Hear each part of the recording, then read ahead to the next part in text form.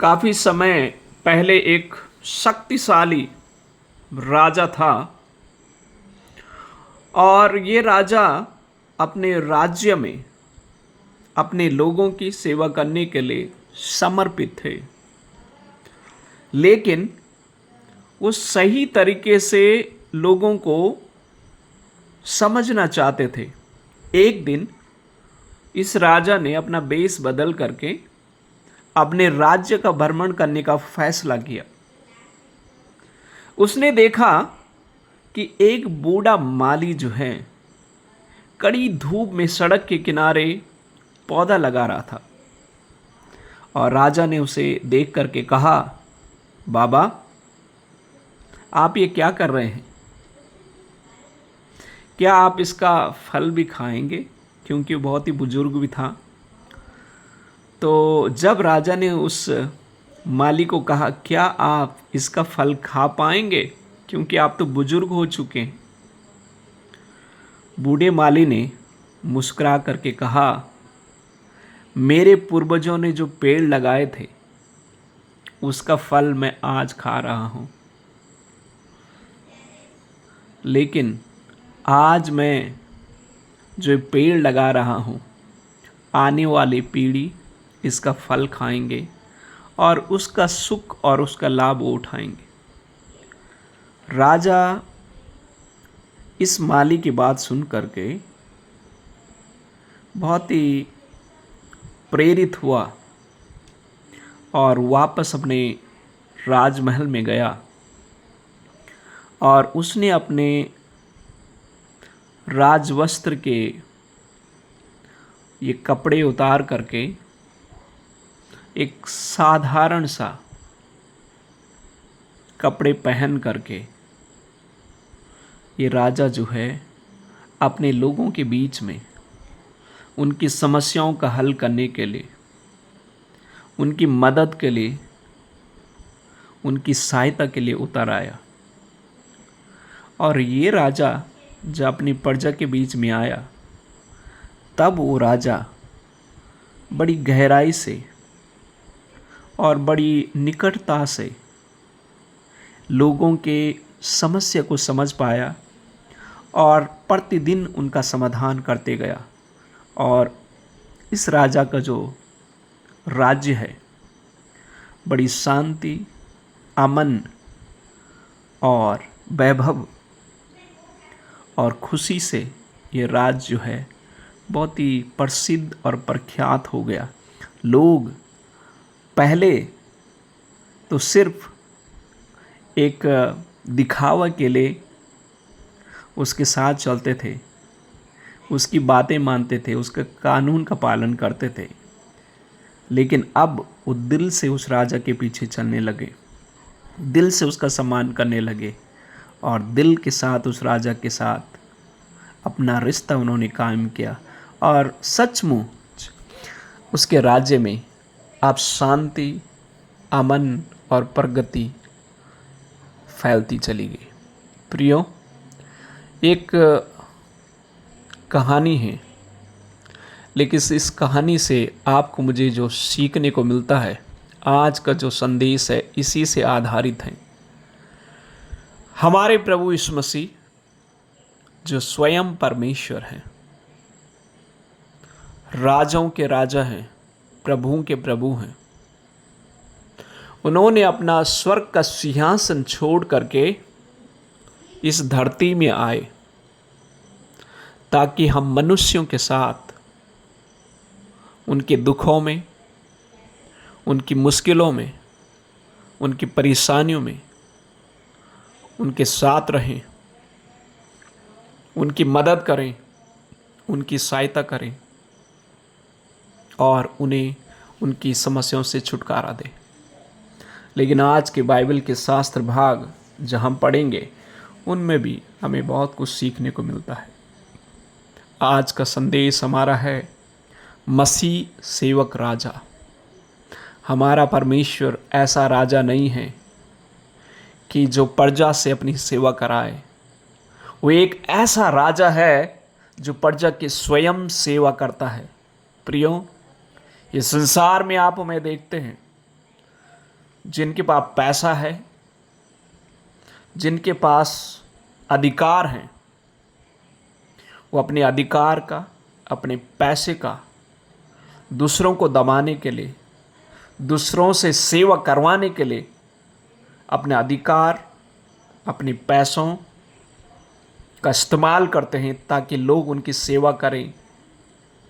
लेकिन प्रभु यीशु मसीह एक ऐसा राजा है कि प्रजा की स्वयं सेवा करना चाहता है। वो ऐसा राजा है जो अपनी प्रजा के पैर धोता है। तो आज का संदेश आपके लिए, मेरे लिए यही है कि मसीह ऐसा राजा है जो आपके साथ रहना चाहता है, आपके परिवार के साथ रहना चाहता है, आपकी समस्याओं में आ करके आपकी मदद करना चाहता है, ना कि आपसे कुछ लेना चाहता है। और आज का जो पर्व है इसे पाम संडे कहा जाता है, खजूर रविवार का पर्व कहा जाता है। इसका इतिहास पुराने नियम में यर्मिया में भी ये भविष्यवाणी है, पर इससे पहले इसका इतिहास जो है हमें निर्गमन की पुस्तक 12 अध्याय में मिलता है। और 12 अध्याय में उस घटना का वर्णन है जब इजरायली लोग मिस्र की गुलामी में थे, पाप में थे, पीड़ा में थे, उनके ऊपर बहुत अत्याचार किया जा रहा था, उन्हें सताया जा रहा था, उनसे उनकी क्षमता से भी अधिक काम कराया जा रहा था और उन्हें उसके बदले में खाने के लिए भी पर्याप्त भोजन नहीं दिया जा रहा था, रहने के लिए भी कोई सुविधा नहीं दी जा रही थी, वेतन भी उन्हें नहीं दिया जा रहा था। ऐसे दर्द के समय में, ऐसी पीड़ा के समय में, ऐसी वेदना के समय में, ऐसे अत्याचार के समय में, ऐसे क्रूरता के समय में इजरायली लोग रो रहे थे, बिलक रहे थे और परमेश्वर से दुआएं मांग रहे थे कि प्रभु ऐसा मसीहा को भेजें जो हमें छुटकारा दे, हमें यहाँ से बाहर निकाले। प्रियो, परमेश्वर ने उनकी दुआओं को सुना और मूसा नबी को उनकी मदद के लिए मिस्र में भेजा। मूसा नबी मिस्र में जाता है फ़ैरो के सामने। फ़ैरो वहाँ का राजा होता है। उससे कई बार कहता है कि मेरी प्रजा को जाने दे, पर वो इनकार करता है, कई बार इनकार करता है। 10 विपत्तियाँ परमेश्वर फ़ैरो के ऊपर डालता है, फिर भी उसका जो मन है बहुत ही कठोर बना रहता है। लेकिन उसका मन तब जा कर के टूट जाता है, तब उसे वो इजाज़त देने लग जाता है जब उनके पैलौठों की मौत हो गई। पहला बेटा घर का जब मौत हुई तब जा कर के उसने इजाज़त दी मिस्रियों को वहाँ से जाने के लिए, क्योंकि ये 10 विपत्तियाँ परमेश्वर ने स्वयं फ़ैरो के ऊपर डाली। और जब उन्हें छुटकारा देने से पहले, मिस्र से उस गुलामी से बाहर निकालने से पहले, परमेश्वर ने मूसा के द्वारा उन्हें संदेश दिया था कि आज की रात मैं मिस्र के पहलौठों को, उनके पहले पशु को, पहले पुत्र को मार दूंगा, लेकिन मैं तुम्हें बचाऊंगा, क्योंकि वह लोग भी मिस्र में थे। उनके पहलौठे पुत्र को, उनके पहले पशु को परमेश्वर ना मारना है, तो उसके लिए एक नियम परमेश्वर ने कहा, एक आदेश उन्हें दिया, उसका उन्हें पालन करना था।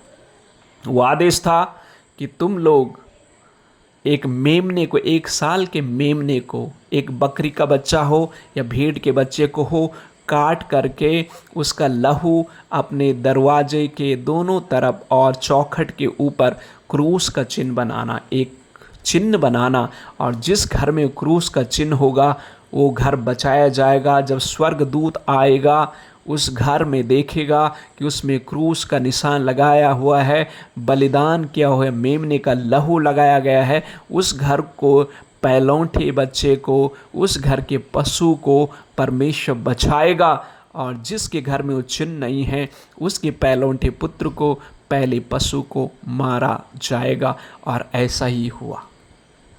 और परमेश्वर ने उसे कहा, तुम लोग जब इसको खाओगे, इसके मांस को खाओगे और अखमीरी रोटी को खाओगे, एक कड़वा साग, एक पत्ते को खाओगे, एक कड़वे पत्ता था जो उसे खाने के लिए कहा गया था, इस बात को याद दिलाने के लिए कि जब तुम इसको खाओगे तो याद रखना कि कैसे मैंने तुम्हें गुलामी से, दर्द से, पीड़ा से, मुश्किल से, परेशानी से बाहर निकाला है। ये तुम्हारी याद के लिए रहेगा, तुम्हारे बच्चों के लिए, तुम्हारे पूर्वजों के लिए, तुम्हारी आने वाली पीढ़ी इस बात को हमेशा याद रखेगी। इस पर्व को साल भर में एक सप्ताह के लिए हर साल मनाना बहुत ज़रूरी था। प्रियो, यही पर्व था जिस पर्व को यरूशलेम में मनाया जा रहा था, जहां प्रभु यीशु मसीह भी आए थे। और इस घटना को हम यूहन्ना के अध्याय 12 में पढ़ते हैं कि यीशु मसीह इस पर्व में यरूशलेम में थे। हर यहूदियों को ये आदेश था कि आपको हर साल इस याद में कि कैसे मैंने तुम्हें गुलामी से बाहर निकाला, इस पर्व को मनाना है।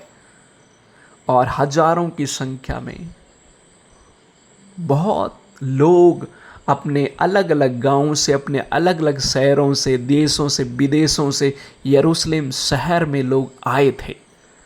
और जब इस पर्व को मना रहे थे, इस पर्व की तैयारी चल रही थी, उनको बलिदान करना था। पहला मेमना, 1 साल का मेमना, बकरी का बच्चा हो या भेड़ का बच्चा हो, 1 साल का निर्दोष को कुर्बान करना था। उसका लहू चौखटों में लगाना, उसका मांस खाना, अखमीरी रोटी खाना और कड़वा साग के पत्ते को खाना, याद करना कि कैसे परमेश्वर ने गुलामी से उन्हें छुटकारा दिया है, आज़ाद किया है, बाहर निकाला है। प्रियो, इसी पर्व मनाने के लिए वो सब यरूशलेम में थे और यीशु मसीह भी इस पर्व में आए। यीशु मसीह जब इस पर्व में आए, उससे पहले प्रभु यीशु मसीह ने सैटरडे को लाजर को प्रभु यीशु मसीह ने मौत में से जिंदा किया, जो 4 दिन का मुर्दा था। 4 दिन के मुर्दे लाजर को प्रभु यीशु मसीह ने जो है उस मौत से जिंदा किया। और ये सब बातें, सैटरडे के दिन ये घटना हुआ, लाजर को मौत से जिंदा किया गया। और ये घटना यरूशलेम वासियों ने, वहाँ के लोगों ने, सब ने सुना और बहुतों ने इसे देखा। इसके वजह से लोगों को ये यकीन हो गया कि यही मसीहा है जिसका हम इंतज़ार कर रहे हैं। और उस समय रोम में भी कुशासन चल रहा था। रोम की सेना इन यहूदियों को, इजराइलियों को, यहाँ के लोगों को बहुत ही सता रही थी, वेदना दे रही थी, पीड़ाएं दे रही थी और इनके ऊपर टैक्स भारी मात्रा में चढ़ा रहे थे। और जो इनकी बातों को मानते नहीं थे, कानून का पालन नहीं करते तो नहीं बहुत ही मारते थे। और उनके ऊपर जो है बहुत ही कुशासन, क्रूरता का शासन चल रहा था। ऐसे समय में यरूशलेम में आए सभी इजरायली और अन्य लोग भी इस बात का इंतज़ार कर रहे थे कि हे प्रभु, हे मसीहा, आकर के हमें इस रोम के कुशासन से, इनके राजनीतिक इस कानून व्यवस्था से हमें छुटकारा मिले, हमें आज़ादी मिले।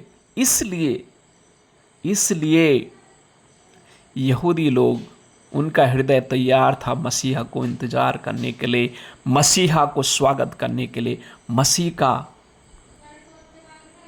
सम्मान करने के लिए।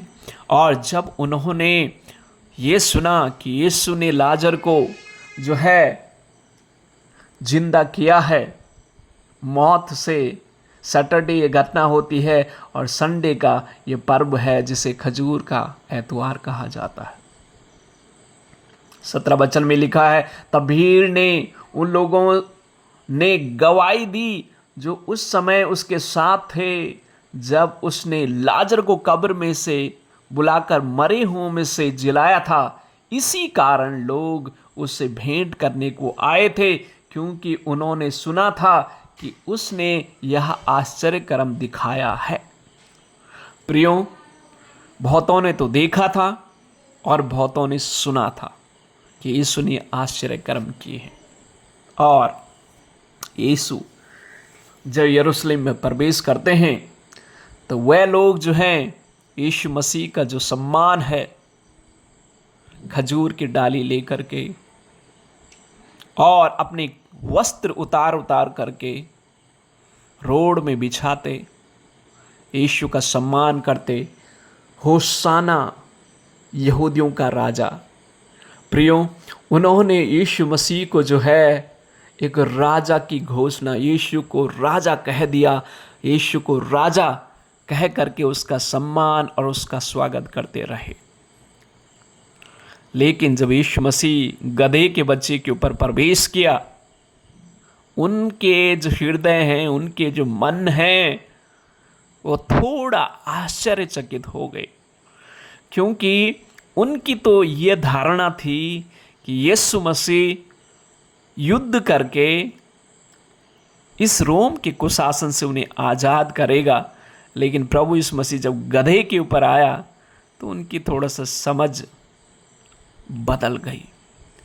वो समझ नहीं पाए इस बात को कि ये तो गधे के ऊपर आ गया। और जब गधे के ऊपर कोई आता था तो इस चीज़ का संकेत था कि लड़ाई करने नहीं, शांति को स्थापित करने के लिए आ रहा है। और उनको ये बात समझ आ गई। उनके मन में तो ये धारणा थी, वो यीशु को एक राजा बनाना राजनीतिक राजा, यानी इजरायलियों का राजा बनाना चाहते थे। और वो चाहते थे कि यीशु उनका राजा बने और इस मिस्र नहीं, इन रोमियों की कुशासन से उन्हें आज़ादी दे, उन्हें छुटकारा दे। वो संसारिक आज़ादी चाह रहे थे, संसारिक आज़ादी वो चाह रहे थे कि उन्हें आज़ाद किया जाए संसारिक रीति से। लेकिन प्रभु यीशु मसीह, मेरे प्रियों, उसे मालूम था कि वो कैसा राजा है, वो कैसी छुटकारा उन्हें देने जा रहा है। प्रभु यीशु मसीह उनके इस होशाना से, इस महिमा से, इस आदर से, इस सम्मान से प्रसन्न नहीं हुए, खुश नहीं हुए, क्योंकि उन्हें मालूम था कि यही लोग जो आज उसकी जय जयकार कर रहे हैं, यही लोग जो आज उसकी होशाना, उसकी आराधना कर रहे हैं, उसकी महिमा कर रहे हैं, अपने वस्त्र खोल करके उसके गधे के नीचे डाल रहे हैं या उसके पैरों के नीचे डाल रहे हैं, डाली से जय जयकार कर रहे हैं, यही लोग मुझे, मेरे वस्त्र को फाड़ेंगे, यही लोग मुझे गाली देंगे, यही लोग कहेंगे कि मुझे इसको क्रूस में चढ़ाओ। और प्रियों, ऐसा ही हुआ। जिन लोगों ने अपने वस्त्र फाड़ फाड़ करके उसके सम्मान के लिए डाले, वही लोग मिल करके यीशु के वस्त्र फाड़ते हैं। जो लोग अपने ओंठों से उसकी स्तुति कर रहे थे, उन्हीं लोगों ने उसे कहा, इसे क्रूस में चढ़ाओ, इसे क्रूस में चढ़ाओ। मेरे प्रियो, आज आपके लिए, मेरे लिए क्या संदेश है? परमेश्वर का वचन आपको मुझे क्या सिखाना चाहता है? क्या आप और मैं इस भीड़ के समान हैं जिसने यीशु के बारे में सुना है, उसके आश्चर्य कर्म के बारे में सुना है, और आप और मैं इस भीड़ के समान यीशु के पीछे चलने लग गए, यीशु की होशाना होशाना ओंठों से करने लग गए और यीशु के सम्मान के लिए अपने वस्त्र तक बिछाने लग गए? लेकिन प्रियो, आज आपके लिए, मेरे लिए परमेश्वर का ये संदेश है, क्या आप और मैं सिर्फ सुनी हुई बातों के अनुसार उसके पीछे चल रहे हैं? अगर आप और मैं भीड़ के समान उसके पीछे चल रहे हैं तो आपके लिए, मेरे लिए मसीह के पीछे चलने का कोई भी आशीष और अनुग्रह और शांति और सुकून और वो चीज़ें जो आप चाह रहे हैं मसीह से पाएंगे नहीं होगा। क्योंकि भीड़ ने तो चाहा कि उनका संसारिक राजा बने, संसारिक रीति से उन्हें छुटकारा दें। ऐसा नहीं हुआ, क्योंकि ये उनकी चाहत थी, ये वो चाह रहे थे। और वही लोग जब उनकी चाहत पूरी नहीं होती है, वही उसे क्रूस में चढ़ाते हैं। जिन्होंने सम्मान किया, जिन्होंने आदर किया, उन्होंने ही उसे क्रूस में चढ़ा दिया। आज क्या आप में इस भीड़ के समान हैं कि सुन करके चल रहे हैं, भारी रूप से उसके सब कुछ कर रहे हैं, प्रार्थना भी कर रहे हैं, वचन भी पढ़ रहे हैं, आराधना भी कर रहे हैं, सब कुछ भारी रूप से कर रहे हैं, लेकिन आपका और मेरा हृदय इतना दूर है कि हम जानते भी नहीं उसके बारे में सही से। जब तक आप और मैं उसको व्यक्तिगत रीति से अनुभव नहीं करेंगे, तब तक आप और मेरे लिए व्यर्थ है। ये शब्द कड़वा है, लेकिन ये सच है। जब तक आप और मैं प्रभु यीशु मसीह को व्यक्तिगत रीति से जानेंगे नहीं, आपके लिए मेरे लिए कोई फायदा नहीं है।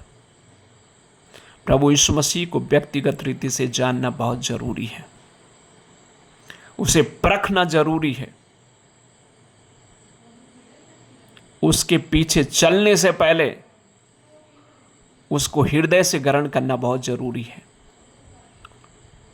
प्रभु यीशु मसीह प्रकाशित वाक्य 3:20 में कहते हैं कि मैं दरवाजे में खड़ा खटखटाता हूं, जो दरवाजा खोलेगा मैं अंदर प्रवेश करके उसके साथ संगति फेलोशिप करूंगा।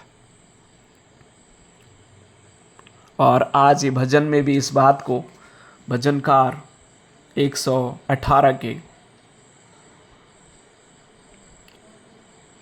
घटना में भी इस बात को जाहिर करता है। भजनकार कहता है कि अपने हृदयों को, द्वार को खोलो, मैं प्रवेश करूंगा। धर्मियों के द्वार, धार्मिकता के दरवाजे खोलो, मैं प्रवेश करूंगा। मेरे प्रियो, वो धार्मिकता के दरवाजे क्या हैं? परमेश्वर आपके और मेरे जीवन में प्रवेश करना चाहते, अंदर आना चाहते, संगति करना चाहते हैं। 19 पद में लिखा है, मेरे लिए, भजन संहिता 118 के 19 में लिखा है, मेरे लिए धर्म के द्वार खोलो, मैं उनमें प्रवेश करना चाहता हूं। धर्म के दरवाजे क्या हैं? धर्म के दरवाजे हैं कि पाप से आप में अलग हो जाना, अपनी इच्छा के अनुसार न चलना। वो परमेश्वर स्वयं द्वार है। यूहन्ना उसका 10 अध्याय उसका 9 वचन कहते हैं कि मैं द्वार हूं। प्रभु यीशु मसीह स्वयं वो द्वार हैं। आप और मैं जो अपने हृदय के दरवाजे को आज बंद कर चुके हैं, उस दरवाजे को खोलना बहुत जरूरी है प्रियो। प्रभु यीशु मसीह ने लाजर को उस गुफे से, उसकी कब्र को घोषणा किया, लाजर उस कब्र से बाहर निकला और बाहर निकल आ गया। आज जो दरवाजे आपके मेरे जो बंद हैं, जब तक आप हमें उससे बाहर नहीं आएंगे, आप हमें उसी प्रकार से अपने जीवन को हमेशा हमेशा के लिए नर्क में समा जाएंगे। सब कुछ मिट जाएगा, सब समाप्त हो जाएगा। लेकिन जब यीशु की आवाज़ को सुन करके आप दरवाज़ा खोलते हैं, बाहर चले आते हैं, अपने दरवाजे खोल करके मसीह के लिए आप जगह देते हैं, मसीह आपको मुझे आशीष देता है।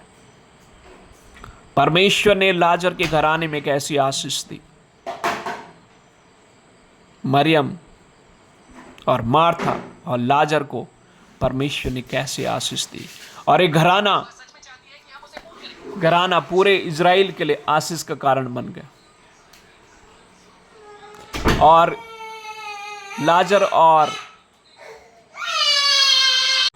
लाजर,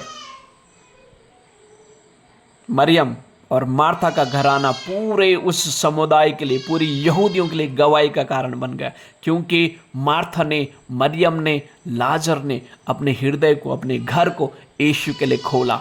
आज अगर आप और मैं अपने हृदय को, अपने दिल को यीशु के लिए खोलेंगे, अपने घर को यीशु के लिए खोलेंगे, हम भी आशीष का कारण बनेंगे। प्रियो, इस भीड़ में बहुत सारे लोगों ने तो यीशु का सिर्फ भारी रूप से अनुसरण किया, लेकिन इस भीड़ के बीच में भी कुछ लोग थे जिन्होंने दिल से यीशु के पीछे चले, और वो लोग मसीह के स्ट्रांग महान दास और दासियां बनी, जिसकी वजह से आप तक, मुझ तक ये संदेश आज पहुंचा है। शायद अगर यीशु मसीह के शिष्य जिन्होंने उसे व्यक्तिगत, हालांकि वो भी फेल हो गए, लेकिन फेल होने के बाद वो हमेशा फेल ही नहीं रहे, उन्होंने प्रयास किया मसीह के पास आने का, मसीह के पास लौटने का, पछताव करके फिर से उसके पास आने का, कहा परमेश्वर हमें क्षमा करे, हम जानते हमने गुनाह किया, हमने पाप किया, वापस यीशु के पास आए, और यीशु कितने महान सेवक बन गए कि उसकी गवाही आज पूरी दुनिया में फैलती जा रही है, और लोग आज भी उसके बारे में सुन रहे हैं, और उसकी गवाही लोग अपने कानों से सुनते हैं। जो लोग उसे हृदय से अनुभव करते हैं वो हमेशा उसके पीछे चलते हैं। जो सिर्फ सुनते हैं, एक कान से सुनते हैं, दूसरे कान से निकाल देते हैं, वो उसी दुनिया में भटकते रहते हैं, उसी दुनिया में समाप्त हो जाएंगे। लेकिन आप मैं जो उसके पीछे चलने वाले हैं, हमारे लिए एक अनंत जीवन उसने दिया है। और प्रभु यीशु मसीह इस यात्रा से, आज जो खजूर पर्व का हम मनाते हैं, आज से कल, परसों और जो थर्सडे आएगा, बृहस्पतिवार आएगा, यीशु मसीह अपने चेलों के जो हैं पैर धोते हैं। फ्राइडे को उन्हें क्रूस में चढ़ाया जाता है, सैटरडे को कब्र में रहते हैं, और संडे को फिर से जीवित हो जाते हैं। प्रियो, ये दुख, ये मुश्किलें, ये परेशानियां जो प्रभु यीशु मसीह होकर के गुजरा है, वो सिर्फ आपके लिए, मेरे लिए होकर के गुजरे हैं। वो बलि का बकरा जिसका लहू उनके चौखट में लगाया गया और उनका घराना बचाया गया, उनका परिवार बचाया गया, आज जो यीशु पर विश्वास करते हैं उसके लहू के द्वारा आप मैं, मेरा घराना बचाया जाता है, और हमेशा के लिए, सनातन काल के लिए हम उसके साथ रहते हैं। प्रियो, आप मैं प्रभु यीशु मसीह के पीछे हृदय से चले, मन से चले, सच्चे हृदय के साथ चले। जब सच्चे हृदय के साथ चलेंगे तो हमेशा उसके साथ उस मुश्किल से होकर के गुजरेंगे। ये जो यात्रा है यरूशलेम से लेकर के गोलगुथा तक, और गोलगुथा से लेकर कब्र तक, कब्र से लेकर फिर से जी उठ करके स्वर्ग में चले जाने की यात्रा, ये प्रभु यीशु मसीह ने हमारे लिए रास्ता खोला है। प्रिय, ये द्वार हमारे लिए खोला है। इस द्वार से होकर के आप मैं जब जाते हैं, दुख है इसमें, मुश्किल है इसमें, परेशानी है इसमें, लेकिन जिसके साथ मसीह है वो सारी परेशानी का समाधान भी वही हमारे लिए करेगा। जिसने मौत को हरा दिया, मौत से बढ़ कर के आज इस संसार में कौन सी ऐसी चीज़ है जिससे इंसान डरता है? हर एक धनी, हर एक सामर्थी, हर एक व्यक्ति मौत से डरता है, और उस मौत को यीशु ने अपने लहू के द्वारा हमेशा हमेशा के लिए पराजित कर लिया, हरा लिया, और आज भी हमारा यीशु जिंदा है। प्रियो, यही हमारा साहस है, यही हमारी उम्मीद है, यही हमारा विश्वास है। आज बहुत सारे धर्म हैं इस दुनिया में, अच्छे काम कर रहे हैं, समाज की सेवा कर रहे हैं, मानव हित के लिए काम कर रहे हैं। सारे धर्म हैं इस संसार में, और हम किसी धर्म को गलत नहीं कहते हैं, लेकिन एक ही मात्र क्रिश्चियन धर्म है जिस धर्म में हमारे धर्म गुरु, हमारे प्रभु यीशु मसीह ने मौत के ऊपर जिंदा होकर के, और आज भी जिंदा है, अपने शिष्यों को, 12 शिष्यों को दिखाई दिया। जो उसके शिष्य इस मौत के कारण, इस डर के कारण भाग गए थे, प्रभु यीशु मसीह स्वयं उनके पास गए, उन्होंने यीशु को अपने आँखों से देखा, उन्होंने यीशु को अनुभव किया। जब उन्होंने यीशु को अनुभव किया, प्रियो, जो रोम के सैनिक, जो रोम के शासक, जो वहाँ के धर्मगुरु, वहाँ के सामर्थी लोग उनको यीशु के रास्ते से, यीशु के पीछे चलने से रोकने लगे, उन्होंने कहा हम रुकेंगे नहीं, हम हटेंगे नहीं, हम डरेंगे नहीं, क्योंकि हमने यीशु को अपने आँखों से देखा है। वो यीशु जो मौत से ज़िंदा हुआ है, आज भी ज़िंदा है, और उसने हमें कहा है कि मैं फिर से तुम्हें लेने के लिए आऊँगा और तुम्हें अपने साथ लेके जाऊँगा। प्रियो, यीशु के चेलों को जो मारा जा रहा था, उनमें से एक प्रेरित पतरस से कहता है कि मुझे ऐसे क्रूस में मत चढ़ाओ जैसे मेरे यीशु को चढ़ाया गया था। मेरे सर नीचे करो, मेरे पैर ऊपर करो, और उसे क्रूस में लटका दिया गया। प्रियो देखिए, मौत से वो कितना, उन्हें कोई डर नहीं था। मौत से वो जिंदे हुए। अब कैसे जिंदे हुए? उन्हें मौत का कोई डर नहीं था, कोई डर भय उन्हें मौत का नहीं था, क्योंकि उन्हें मालूम है हमारा परमेश्वर ने हमें ये वायदा किया है कि तुम मेरे साथ रहोगे। तुम्हें भी सताया जाएगा, तुम्हें भी परेशान किया जाएगा, तुम भी पीड़ाओं में जाओगे, तुम भी कष्टों में जाओगे, लेकिन तुम मेरे साथ हमेशा के लिए स्वर्ग में रह पाओगे। प्रियो, आप मैं उस यीशु के पीछे चलते हैं। उस पर्व को आप मैं मनाएं, हृदय से मनाएं। कई बार आप मैं पर्व को मनाते हैं, सब प्रार्थना करते हैं, उपवास करते हैं, वचन पढ़ते हैं, यीशु के पीछे भी चलते हैं, संगति में भी जुड़ते हैं, ऑनलाइन प्रार्थना में भी जुड़ते हैं, लेकिन आपको मेरा हृदय यीशु के पास नहीं होता है। हृदय यीशु के पास ना होने से कोई भी फायदा नहीं है। आप मैं उस भीड़ के समान होंगे जो उसकी जय जयकार करेंगे, उसके होसाना करेंगे, उसका आदर भी दिखाएंगे संसारिक रीति से, भारी रूप से, लेकिन आपको मेरा हृदय उससे काफ़ी दूर होगा। जब हृदय दूर होता है उससे कोई फायदा, कोई लाभ नहीं होगा। हृदय उसके लिए हमेशा खुला रखें। हृदय से परमेश्वर की आराधना करें, हृदय से उसकी स्तुति करें, हृदय के साथ उसका अनुभव करें। ये आप तभी कर पाओगे जब उसे अनुभव कर पाओगे, जब उसे चख पाओगे, जब उसे प्रतिदिन अनुभव कर पाओगे। प्रियो, प्रतिदिन जब आप तकलीफ़ों में रहते हैं, परेशानी में रहते हैं, बीमारी में रहते हैं, कष्टों में रहते हैं, आर्थिक तंगी में रहते हैं, जो भी परेशानी आपके जीवन में आए, उसको खुल करके यीशु को कहें। जब आप खुल करके कहेंगे, रोते हुए, गिड़गिड़ाते हुए उससे मदद मांगेंगे, वो आपकी मदद करेगा। तब आप उसे अनुभव कर पाओगे, तब आप उसे जान पाओगे, तब आप उसे परख पाओगे, तब आप आगे बढ़ पाओगे। नहीं तो अगर जैसे आज संसार में लड़ाई झगड़े युद्ध सब चल रहे हैं, आपको कहा जाए कि मसीह को इनकार करो, नहीं तो आपके बेटे को या बेटी को, आपकी पत्नी को मारा जाएगा, उनके साथ दुराचार किया जाएगा, उस समय आप और मैं क्या करेंगे? डर के मारे भाग जाएंगे। क्यों भागेंगे? छोड़ देंगे। क्यों छोड़ेंगे? क्योंकि आपने अनुभव नहीं किया है। उस भीड़ के समान आप और मैं होंगे। लेकिन जब आप पतरस के समान, यूहन्ना के समान, याकूब के समान, थॉमस के समान, यीशु के 12 शिष्यों के समान, उन महिलाओं के समान जिन्होंने अपने आँखों से यीशु को देखा, अनुभव किया है, वो कहेंगे हमें कुछ भी कर लो, हम इनकार नहीं करेंगे, क्योंकि यीशु को उन्होंने परख लिया है, जान लिया है। वो समझ गए उनका राजा शांति का राजकुमार है, उनका राजा महान है, उनका राजा सामर्थी है। तो प्रियो, आपके लिए, मेरे लिए सीखने के लिए ये संदेश है। परमेश्वर आपको, मुझे ये संदेश देना चाहता है कि आप और मैं इस पर्व को सिर्फ और सिर्फ भारी रूप से, ओठों से उसकी आराधना ना करें, भारी रूप से दिखाने की जरूरत नहीं है, उसे अनुभव करें प्रतिदिन। तो अनुभव कैसे कर पाएंगे आप? व्यक्तिगत रीति से। जब आप बीमारियों में रहते हैं तो आपको उससे प्रार्थना करें, उपवास में उससे प्रार्थना करें।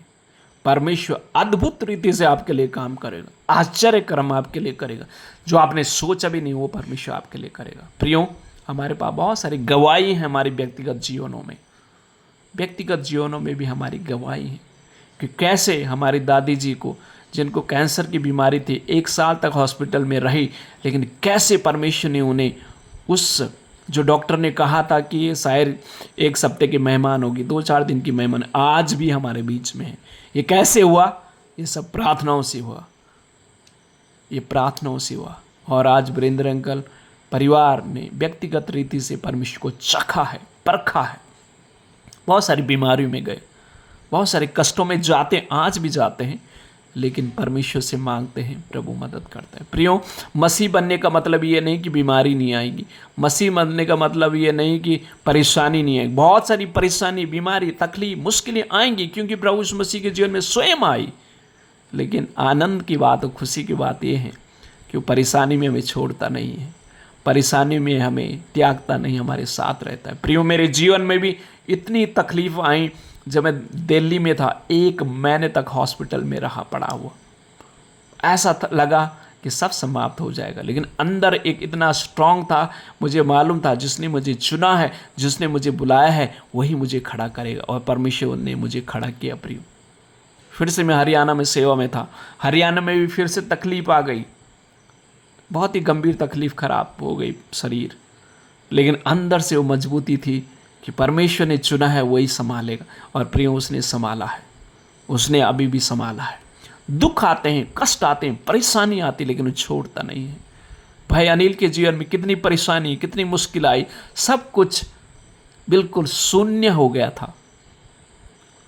जो लोग से हम उम्मीद लगा रहे थे, वही लोग दरवाजा बंद करके कोई भी मदद के लिए तैयार नहीं थे। जो अधिकारी से हम गुहार लगा रहे थे मदद के लिए, वही कई बार आकर के उसी स्कूल को बंद करने के लिए उन्हें धमकी देते हैं और आदेश देते हैं। और प्रियो, देखिए हमारी प्रार्थना और उपवास की सामर्थ को जिस अधिकारी ने बंद करने के लिए और जिन लोगों ने बंद करने के लिए पूरी कोशिश की, वही लोग मददगार बन जाते हैं। ये कैसे चमत्कार हुआ? ये प्रार्थना उपवास के साथ चमत्कार हुआ। आप और मैं भटक सकते थे, हट सकते थे, लेकिन नहीं, हम प्रार्थना में डटे रहे, लगे रहे। हमें विश्वास था जिस परमेश्वर ने इसकी शुरुआत की वही उसे खड़ा करेगा, वही उसकी मदद करेगा। परमेश्वर ने किया है। भाई दीपक के जीवन में परमेश्वर ने बच्चे की आशीष 3-4 साल के बाद परमेश्वर ने उस परिवार में दी। काफ़ी समय से प्रार्थना कर रहे थे, उपवास कर रहे थे, परमेश्वर से मांग रहे थे, परमेश्वर ने उसको आशीष दी। और हमारे भाई विनोद के जीवन में भी काफ़ी तकलीफ, परेशानी, चुनौती जीवन में आई, लेकिन परमेश्वर ने उसे खड़ा किया और आज परमेश्वर उसे आगे बढ़ा रहा है, परिवार को आशीष दे रहा है। प्रियो, आप हर एक के जीवन में बहुत सारी कष्ट और परेशानी हो सकती है। हमारे घुंघरा अंकल जो नया नया विश्वास में बढ़ रहे हैं, उनकी पत्नी हमारी बहन कृष्णा कितने कष्टों में होके गई हैं, लेकिन परमेश्वर ने बाहर निकाला है। प्रियो, ये कष्ट, ये परेशानी, ये मुश्किलें हमारे जीवन में आनी बहुत ज़रूरी है। प्रभु यीशु मसीह स्वयं, जिसको राजा उन्होंने बनाया था, होसाना जिसके कर रहे थे, प्रभु यीशु मसीह को मालूम था कि ये मेरे लिए नहीं है, ये सोने का ताज मेरे लिए नहीं, मेरे लिए तो कांटों का ताज है। मेरे लिए ये राजों वाली कुर्सी जो ढूंढ रहे थे, उनके लिए वो राजों वाली कुर्सी नहीं, वो क्रूस था जो कष्टों का क्रूस था। लेकिन उन्हें मालूम था इससे होकर के मुझे गुजरना है, और प्रभु उसमें होकर के गुजरे।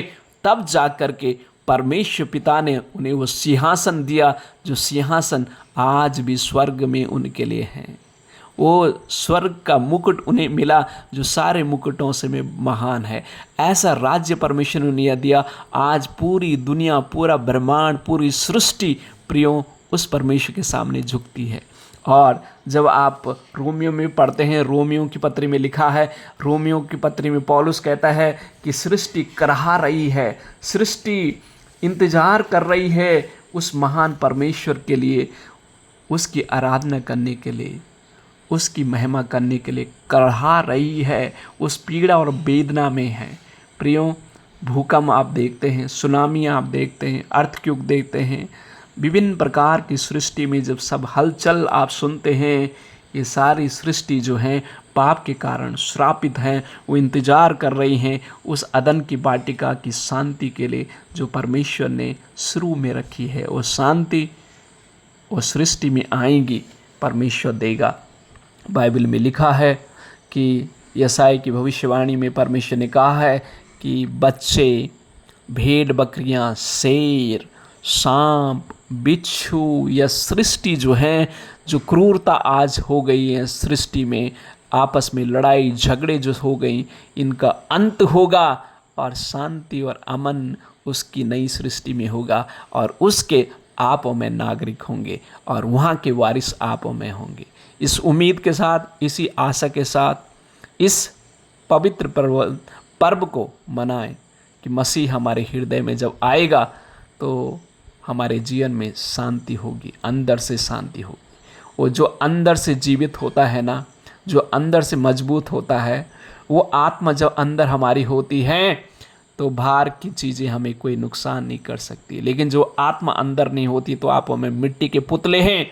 जो आदम को मिट्टी से परमेश्वर ने बनाया था, लेकिन अपनी श्वास फूकी थी, जब श्वास फूकी थी तब जाके वो जीवित प्राणी बन गया, नहीं तो मिट्टी का पात्र था, मिट्टी था। और आज भी जब इंसान मर जाता है, ये आत्मा जब शरीर को छोड़ देती है, ये प्राण जब छोड़ के चला जाता है, मिट्टी में इंसान मिल जाता है। और हमें यूहन्ना की प्रेरितों में 19 अध्याय में प्रभु यीशु मसीह जब स्वर्ग में जाने से पहले अपने प्रेरितों को फूंक करके दिया, कहा पवित्र आत्मा लो। और जो पवित्र आत्मा ने मिल गई, इतने सामर्थ्य, इतने दृढ़, इतने मजबूत हो गए, मजबूती के साथ उसकी गवाही, साहस के साथ, उम्मीद के साथ, आशा के साथ उसकी गवाही देते चले गए। प्रियो, आज आप और मैं इंसान के रूप में हो सकते हैं, लेकिन अगर वो आत्मा हमारे अंदर जलता हुआ दीपक के समान काम नहीं कर रहा तो आप और मैं मृत समान है। कोई वैल्यू नहीं इस मिट्टी की, मिट्टी में मिल जाएंगे।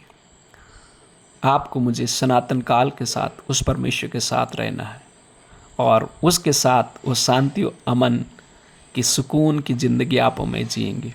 वो जो कहानी आपको मैंने सुनी, वो राजा सब कुछ त्याग करके, अपना राजमहल छोड़ करके अपने प्रजा की सेवा में लग गया। आप और मैं भी उसी के लिए बुलाए गए हैं कि आप और मैं भी समाज में लोगों को मसीह के प्रेम के बारे में बताएं और सेवा करने वाले लोग बने, न कि सेवा कराने वाले लोग। मसीह सेवा करने के लिए आए हैं, न कि करवाने के लिए। तो आप और मैं भी उसी के लिए बुलाए गए हैं कि जैसे भी मदद कर सकते हैं, जैसे भी सेवा समाज की कर सकते हैं, गवाही के द्वारा, भलाई के द्वारा, जैसे भी परमेश्वर ने आपको गुण दिए हैं उसके द्वारा परमेश्वर की सेवा करें। प्रभु आपको आशीष दे। और आने वाला जो अभी थर्सडे हैं जिसमें पैर धुले जाते हैं, फ्राइडे हैं जिसमें प्रभु को क्रूस में चढ़ाया जाता है, और संडे ईस्टर के दिन ये पर्व जो हैं जिसमें खुशी और आनंद के साथ हमारे प्रभु जीवित हो गए हैं, इस उम्मीद और इस गवाही को लोगों को देते रहें। प्रभु आप सबों को आशीष दें। God bless you all. Thank you.